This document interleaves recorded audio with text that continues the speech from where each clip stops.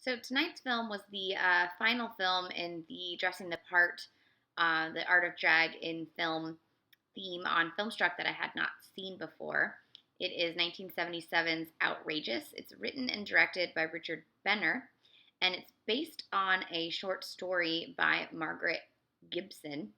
The story is actually inspired by her real life friendship with uh, Canadian female impersonator Craig Russell. She had either schizophrenia or bipolar disorder. There's sort of not a consensus.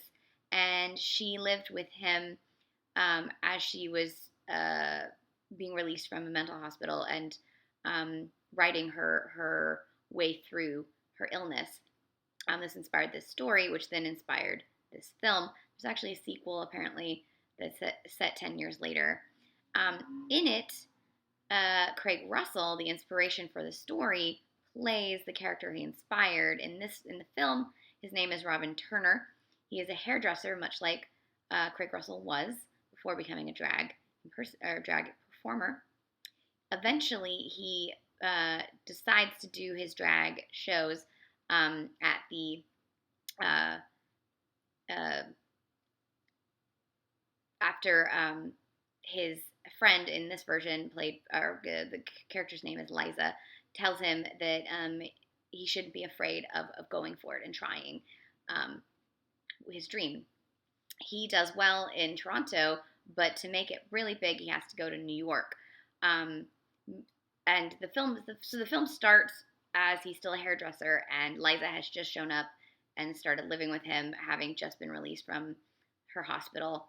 And what I thought was really wonderful about her part of the film was that it really showcases the autonomy of people with mental illnesses, and um, it felt very radical to see her get to navigate her own disorder and her own treatment, and to demand um, options, and to demand trying to live a normal life as best she can with the disorder that she has, and seeing the Canadian health system actually work with her was fascinating and makes me want to know so much about Canada. So I already know they have great healthcare, but this film has really inspired me to look up a lot of things. So as she is gaining confidence and managing her disorder, um, Robin's career as a drag performer is taking off, and he is going to go off to Canada, or he's going to go off to New York. However, while that's happening, something really big happens to Liza. I don't want to spoil it, and this causes problems because he's not there. Meanwhile, as his career is taking off, you see some amazing drag performances. His early one, he does Betty Davis, and then later, when he's taking off in New York, you see him doing Carol Channing, Tallulah Bankhead, Marlena Dietrich, Ethel Merman, Ella Fitzgerald, Pearl Bailey, Bette Midler, and last but not least, Judy Garland. And he does it in rapid succession, and it's really fascinating, and what Craig Russell, the performer, was known for. The film also co-stars in a very small role Helen Shaver, who is in one of my favorite movies, Desert Hearts, as well as Tremors 2, and Alan Moyle, most known for his directing. He directed Times Square and the one and only Empire Records.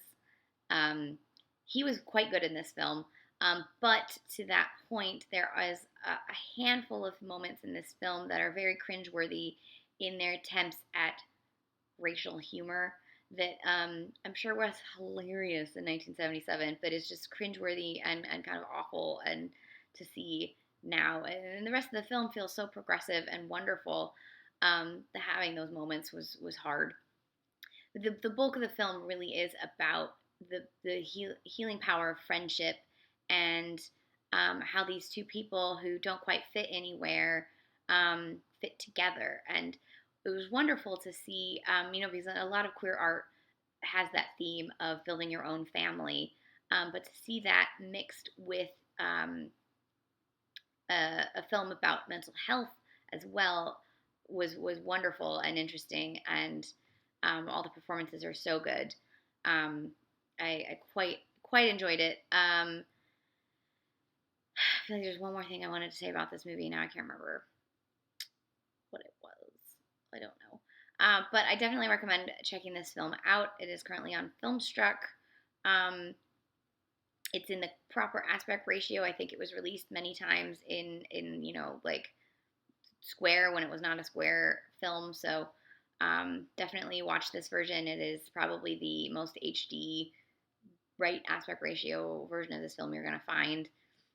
Um, this film is also notable. This was the thing I wanted to say. It's also notable for being one of the first widely released, completely about gay life films in North America.